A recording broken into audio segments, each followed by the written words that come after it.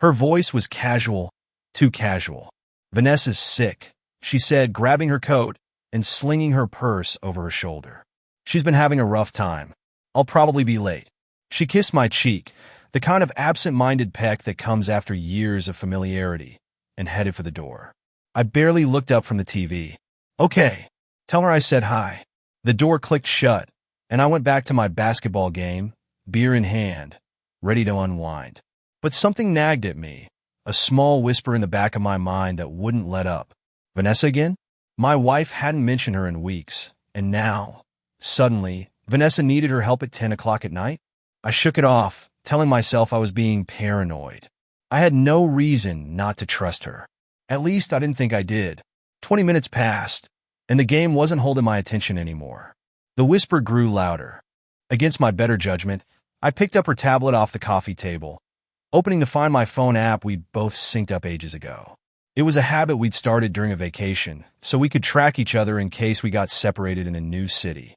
I'd barely thought about it since. But tonight, I hesitated before pressing her name. I told myself it was harmless. I wasn't spying. I was just curious.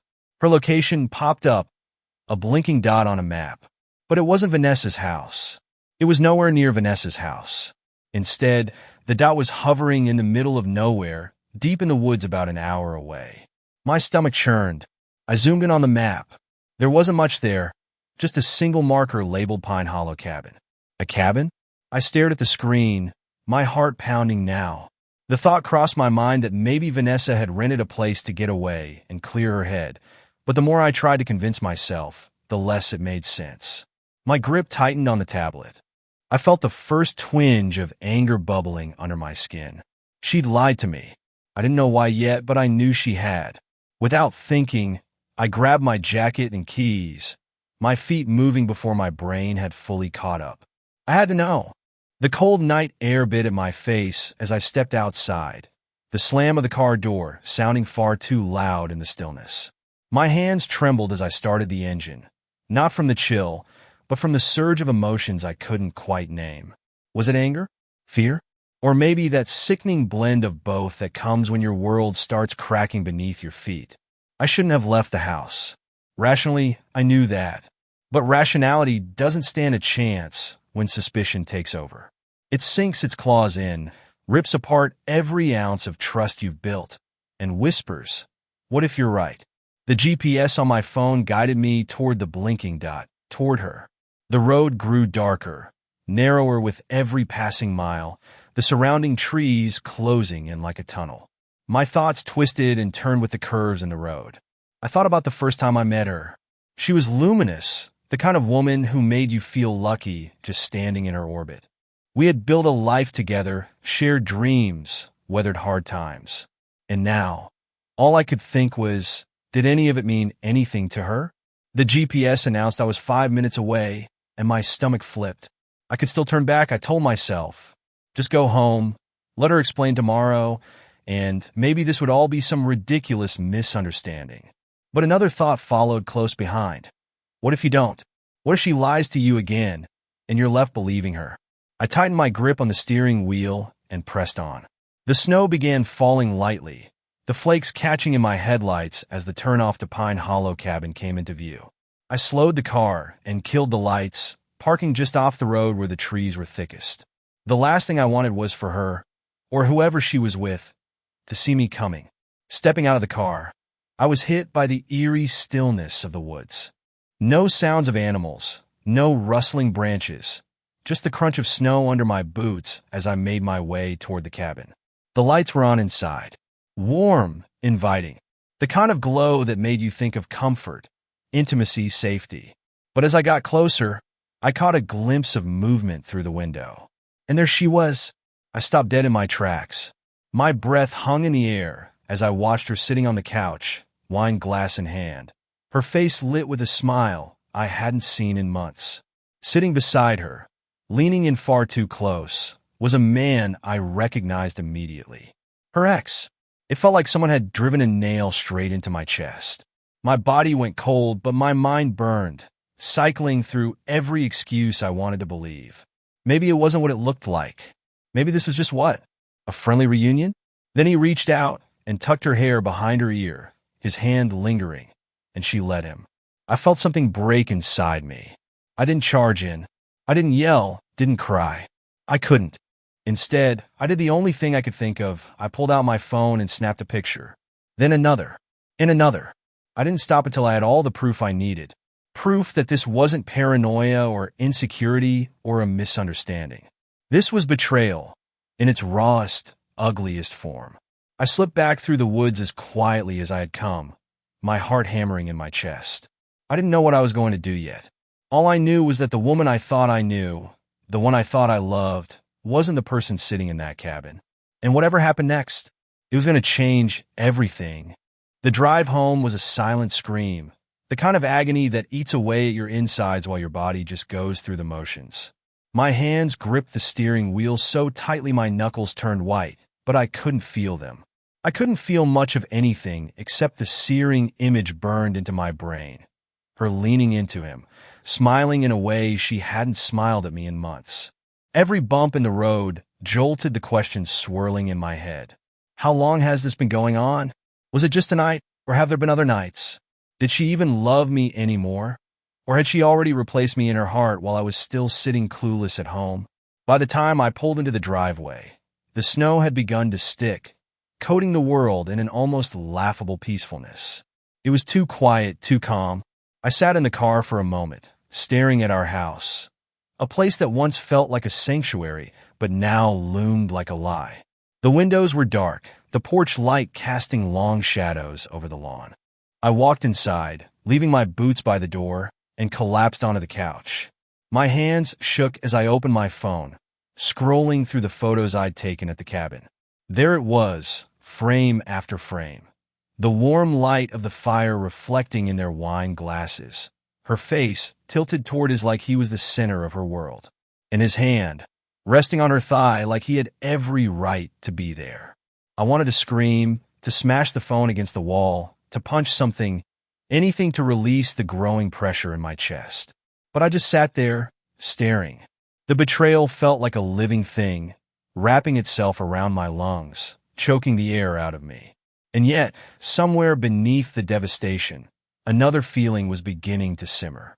Something dark, electric, anger. This wasn't just about her infidelity. It was about the lies, the manipulation, the way she had looked me in the eye before leaving and told me she was going to help her sick friend. How many times had she done this before? How many other lies had I swallowed, without question? I thought back to the years we'd spent together, the promises we made, the trust I'd given her without hesitation. Every memory now felt tainted, corrupted by the knowledge that she was capable of this.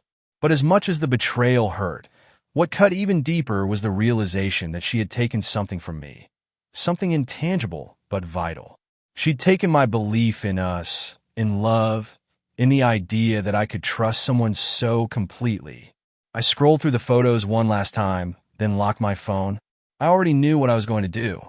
She wasn't home yet, probably still sipping wine by the fire, laughing at jokes that weren't mine. That was fine. It gave me time to prepare. I printed the photos, each one crisp and damning. Then I opened the folder I'd been keeping for years, the one with our marriage certificate, our shared bank statements, and everything else that would make divorce proceedings quick and brutal. I pulled out the blank divorce papers I'd downloaded a few months ago after one of our worst arguments, never imagining I'd actually use them. But now they felt like a lifeline. I signed my name at the bottom, then set the papers on the dining room table, right in front of the chair where she always sat. And then I waited. The hours stretched into eternity. I didn't sleep. I didn't eat. I just sat there, staring at the clock, feeling the weight of what I'd uncovered pressing down on me. This wasn't just betrayal. It was the death of something sacred. And when she finally walked through the door, I'd make sure she knew it. The clock read just past midnight when I heard the faint rattle of her keys at the door. My heart started pounding, but not with excitement, not with relief. Those feelings were long gone. Now it was rage, tightly coiled and ready to strike. She slipped inside quietly, the way someone does when they're hoping not to be noticed. The lock clicked softly into place, her bag dropping to the floor with the kind of practiced care that screamed guilt. I stayed silent, sitting in the darkened living room, my face illuminated only by the faint blue glow of my phone. "Babe," she called out softly, her voice carrying a veneer of innocence. I didn't answer. I couldn't trust myself to. When her footsteps padded closer, I pretended to stir, acting like I'd fallen asleep on the couch. Her shadow moved into the doorway, and she hesitated when she saw me. "You're still up?" she asked, her tone as casual as if she'd just come home from a late grocery run. "Yeah," I replied, my voice flat. Game went into overtime. She nodded, her gaze flicking quickly away. "Vanessa was in bad shape," she added, a rehearsed edge to her words. "I stayed longer than I thought.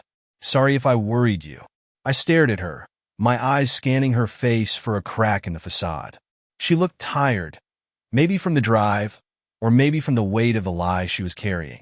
I wondered how much of it she'd believe herself if I hadn't seen her curled up on that couch with him. "No worries," I said, forcing a small smile. "You should get some rest." Her relief was almost palpable, like she'd just avoided a landmine she didn't even realize she'd stepped on. "Yeah, I'm exhausted," she murmured, leaning in to kiss my forehead. I froze as her lips brushed my skin. It was such a small thing, an automatic gesture we'd repeated 1,000 times, but now it felt hollow, an insult. When she disappeared upstairs, I sat there for a long time, staring at the spot where she'd stood. Every word she'd said echoed in my head, taunting me with how easily they could have fooled me if I hadn't gone looking for the truth. She didn't come back down, and I didn't follow her. Instead, I stayed in the living room, staring at the photos on my phone again, solidifying my resolve. By the time morning came, I had laid my plans out in my head, every step carefully considered. I wasn't going to scream. I wasn't going to cry. She didn't deserve that kind of emotional investment from me anymore. No, I would make her face the truth the way I had faced it, with cold, undeniable clarity. When the first light crept through the blinds, I moved into the kitchen, setting out plates and pouring coffee. Breakfast was always her favorite part of the day, something she looked forward to even on the worst mornings. Today, it would be unforgettable for an entirely different reason. She came down the stairs yawning, her hair still damp from the shower she must have taken before bed. "Wow, you made breakfast?" she asked, blinking in surprise. "Thought I'd do something nice," I replied, my tone light. She sat at the table, and for a moment I let her settle in. She reached for her coffee, took a sip, and smiled at me. "Thanks, babe. This is sweet." I grabbed the remote from the counter and pointed it at the TV. "I thought so too." She frowned as the screen lit up. The first image appeared, her and him on the couch, the firelight painting their faces in soft, damning hues. Her breath caught audibly, the mug trembling in her hands. "I figured you might want to see what Vanessa's cabin looks like," I said, my voice sharper now. Her mouth opened, but no words came out. "Enjoy your breakfast," I added, setting the divorce papers beside her plate before walking out of the room. Let her choke on her lies. The sound of her chair scraping against the floor followed me as I walked into the living room. Her bare feet padded quickly behind, each step a little more frantic. "Wait," she called, her voice trembling. "I can explain." I stopped, not because I cared to hear her excuses, but because I wanted to see the look on her face as the weight of her lies crushed her. Slowly, I turned around, the remote still in my hand. The TV behind her glowed with the next image. Her ex leaning closer, the two of them so wrapped up in their own world they may as well have been the only people alive. "Explain?" I echoed, letting the word hang in the air. "Sure, go ahead. I'm all ears." She faltered, her mouth opening and closing like she was trying to form words but couldn't get past the sheer panic in her eyes. Her hands shook as she clutched the edge of her shirt, twisting it nervously. "It's not what it looks like," she finally managed. A bitter laugh escaped me, one I couldn't stop if I tried. "Not what it looks like," I repeated, stepping closer. "You were at a cabin, alone, with him, cozying up on the couch while you told me you were helping your sick friend. So tell me, what am I missing here? Did I get the plot wrong?" Her face crumpled, tears welling up in her eyes. "It wasn't like that," she said, her voice cracking. "I wasn't going to—" "I didn't," she trailed off, her gaze flicking to the photos on the TV, the damning evidence she couldn't escape. I waited, watching her struggle, and for the first time, I realized I felt nothing. No pity, no sadness. Just a cold, detached clarity. Wasn't going to what? I pressed. Sleep with him? Run off with him? What exactly were you planning, huh? Because whatever it was, you clearly didn't think I'd find out. Her tears spilled over then, cascading down her cheeks as she reached for me. Please, you have to believe me. It wasn't serious. It was just a mistake. I stepped back before she could touch me. A mistake? My voice rose, the anger I kept tightly leashed finally snapping free. You don't accidentally lie to your husband and sneak off to a cabin with your ex. That's not a mistake. That's a choice. Her sobs filled the room, loud and desperate, but they didn't move me. Not this time.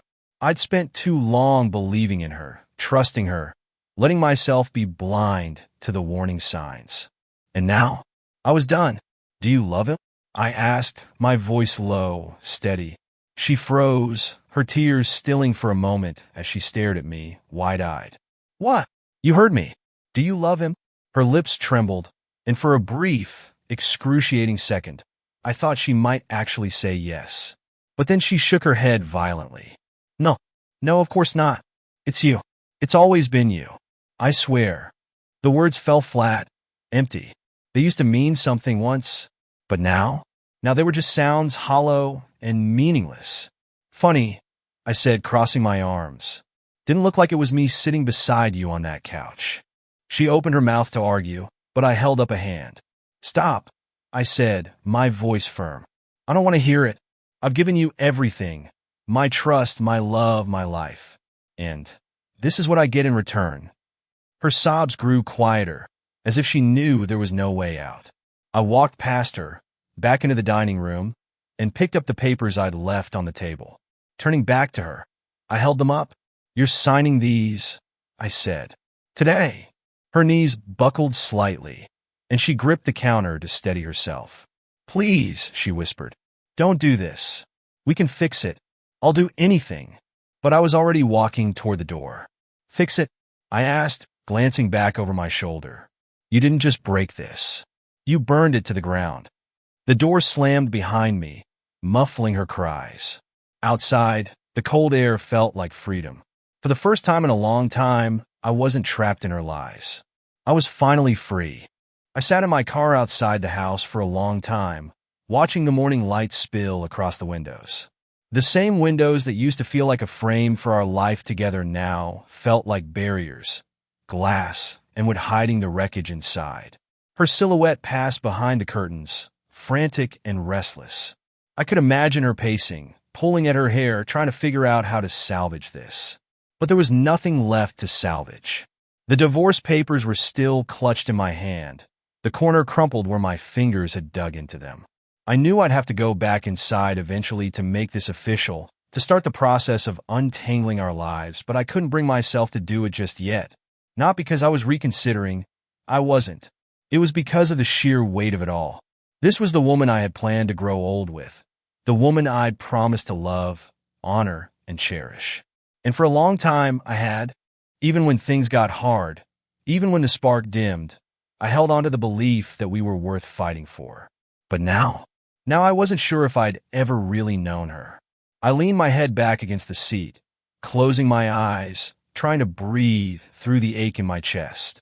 Betrayal is a funny thing. It doesn't just hurt, it unravels you. It makes you question everything. Had I been a fool all along? How many times had she looked me in the eye and lied, just like she did last night? How many other secrets had I missed because I trusted her too much to look?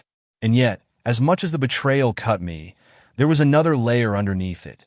The quiet, creeping realization that this was as much about me as it was about her. I'd ignored the warning signs. I'd let her pull away, let the distance grow, all while telling myself it was just a phase.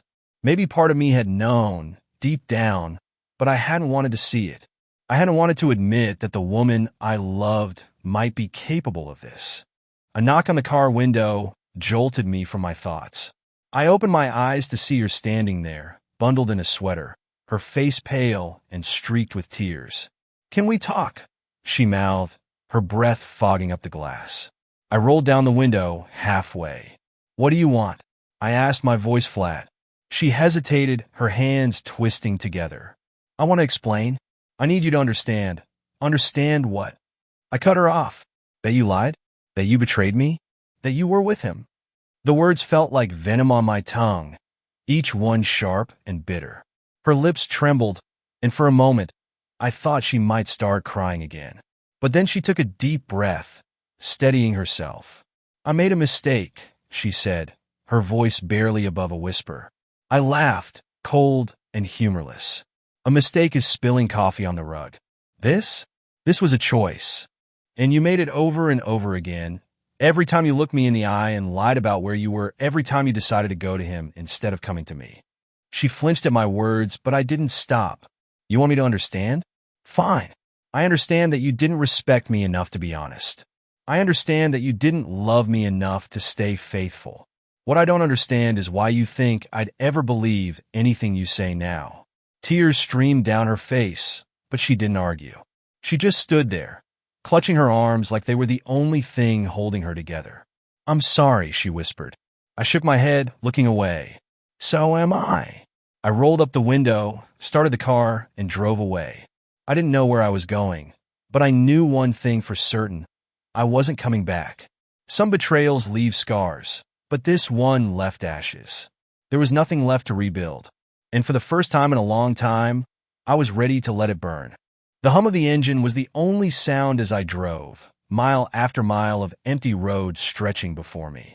The sun was climbing higher, painting the sky in soft hues of orange and pink, but it didn't feel like a new beginning.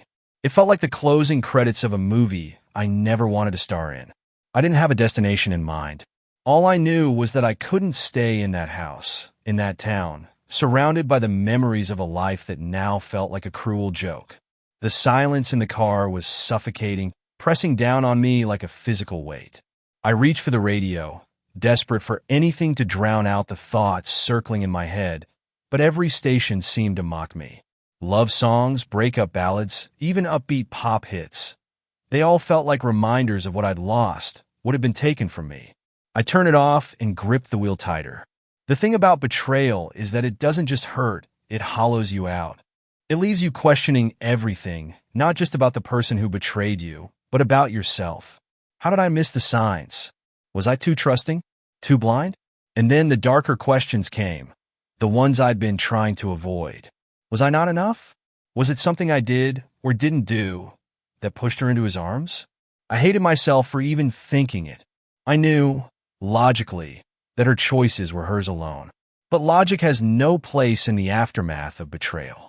The emotions are louder, sharper, and they cut through reason like a blade. I pulled over at a rest stop, the car skidding slightly on the icy pavement. My hands were shaking as I killed the engine and leaned back in the seat, staring at the gray sky through the windshield. For the first time since leaving, I let myself feel it all. The rage, the sorrow, the disbelief. My chest heaved with the weight of it, and for a moment I thought I might cry. But the tears didn't come. All that spilled out was a dry, bitter laugh. I thought about her face when she saw the photos, the way her mask of innocence crumbled in an instant. Part of me had wanted to see her suffer, to make her feel the pain she'd caused me. But now that I'd done it, it didn't feel like a victory. It felt hollow, just like everything else. I reached for my phone, scrolling through the contacts until I landed on her name. My thumb hovered over it, tempted to call her, to demand answers to the questions still clawing at my mind. But what would be the point? She'd already shown me who she was. Another conversation wouldn't change that. Instead, I opened the text thread and typed a single message. "I'll have my lawyer contact you. Don't try to reach me." I hit send and blocked her number before I could second-guess myself. The weight on my chest eased just slightly. It wasn't closure. I wasn't naive enough to believe in that. But it was a step. As I stared out at the empty road ahead, I realized I had a choice to make. I could stay here, paralyzed by the pain, or I could move forward, one small step at a time. The betrayal would always be a part of my story, but it didn't have to define the rest of it. With that thought, I started the car again, the engine rumbling to life. I didn't know where I was going, but for the first time in hours, The silence felt less like a burden and more like an opportunity. It wasn't much, but it was a start. The farther I drove, the clearer my mind became, or at least I thought it was clear. But betrayal has a way of haunting you, no matter how far you try to run. Memories started flooding back, vivid and sharp, like scenes from a film I couldn't turn off. I remembered the first time she mentioned her ex after we got married. It was offhand, casual. "We're just friends now," she'd said, laughing lightly when I raised an eyebrow. "He's ancient history. You have nothing to worry about." At the time, I believed her. Why wouldn't I? I was in love with her, and love, as I'd learned, is the most dangerous kind of blindness. Another memory surfaced, this one from just a few months ago. We were having dinner, and her phone lit up on the table. She grabbed it quickly, too quickly, and turned it face down. I'd asked her who it was, teasingly, not because I was suspicious, but because I was curious. "Just Vanessa," she'd said with a shrug. Vanessa, her convenient excuse for everything. Now, with the clarity that only hindsight and heartbreak can bring, I realized how many times I'd ignored the signs. The late nights, the vague explanations, the way she'd started pulling away from me without ever acknowledging it. I gripped the steering wheel tighter, my knuckles aching from the strain. Part of me wanted to hate her, to curse her name, to scream into the void until the pain dulled. But another part of me, the part that still remembered the way she used to make me laugh, the way her hand fit perfectly in mine, wasn't ready to let go. That was the cruelest part of all. Betrayal doesn't just shatter your trust in the other person. It shatters your trust in yourself. How could I reconcile the woman I thought I knew with the one who had lied to my face and shared a bed of secrets with someone else? The road blurred as tears pricked at my eyes. I blinked them away, refusing to let them fall. Crying felt like giving her power, and she'd already taken enough. As I passed a sign for a small motel, I pulled off the highway. My body was exhausted, my mind spinning in circles. I needed rest. Or maybe I just needed to stop running. The room was cheap and impersonal, but it didn't matter. I collapsed onto the bed, staring at the ceiling, the events of the past 24 hours replaying on a loop in my head. I thought about trust, how fragile it is, how easily it can be broken. It's the foundation of every relationship, but when it cracks, it doesn't just crumble. It leaves debris, sharp and jagged, cutting you every time you try to piece it back together. I thought about temptation, too. What was it that drew her back to him? Was it nostalgia? A longing for something familiar? Or was it something deeper? Something she felt I couldn't give her? Those questions twisted in my gut, but I knew they'd never be answered, at least not in a way that would make sense to me. Eventually, exhaustion pulled me under, and for a brief, merciful moment, I found silence. But even in sleep, the betrayal lingered, its shadow stretching long and dark. When I woke, the sun was peeking through the curtains, its light too bright for how heavy I felt. I sat up, rubbing my eyes, and checked my phone out of habit. No messages. No missed calls. Good. I couldn't go back to her, not after what she'd done. But moving forward felt impossible too. For now, I was stuck in the in-between, adrift in the wreckage of what once was, trying to figure out how to rebuild when everything I thought I knew had been reduced to ash. Trust was gone. Love was gone. And yet, somewhere deep inside, a voice whispered, "You're still here. Keep going." So I did. The motel room was eerily quiet, the kind of silence that makes you hear your own thoughts too clearly. The sunlight streaming through the thin curtains was weak, muted, as though the day itself couldn't muster the energy to shine. I sat on the edge of the bed, my head in my hands, trying to make sense of the mess my life had become. But how do you make sense of something that defies logic? How do you untangle a betrayal that seemed to grow thorns every time you touched it? I thought about the word temptation. It always sounds so alluring, like a whispered promise of something forbidden and thrilling. But temptation isn't romantic, it's corrosive. It seeps into the cracks of a relationship, eroding trust until there's nothing left but suspicion and doubt. Had she been tempted by something he offered that I couldn't? Or was it simpler than that? Just the pull of the past, the comfort of someone who already knew her history? The questions gnawed at me, but they weren't the worst part. The worst part was the memory of the before. Before the lies, before the distance, before the unraveling. It wasn't just that I missed the woman I thought I married. I missed us. The version of us that laughed until our sides hurt, that stayed up late dreaming about the future, that leaned on each other when life got hard. I missed being able to look at her without wondering what else she was hiding. Now, even the happiest memories felt tainted. Was she thinking about him during those moments? Was she already drifting away while I was still clinging to what we had? I stood up abruptly, pacing the room as if movement could shake the thoughts loose. The air felt heavy, pressing against my chest. I needed to get out, to breathe. Grabbing my jacket, I stepped outside into the chill morning air. The parking lot was mostly empty, save for a few cars coated in frost. The cold bit in my skin, sharp and bracing, but I welcomed it. At least it was a distraction. I started walking, my feet crunching over frozen gravel. The motel backed onto a wooded area, the trees bare and skeletal, their branches reaching toward the sky like fingers. There was something hauntingly beautiful about them, something raw and exposed. I stopped at the edge of the woods, staring into the tangle of trees, and thought about trust again. It wasn't just a feeling, it was an act of faith, a belief that someone would protect your heart as fiercely as you protected theirs. But faith, once broken, was almost impossible to restore. I reached into my pocket and pulled out my phone, scrolling through old photos of us. There she was, smiling on our honeymoon, her hair wild from the ocean breeze. There she was again, holding a cup of coffee on a rainy morning, her eyes crinkling in laughter.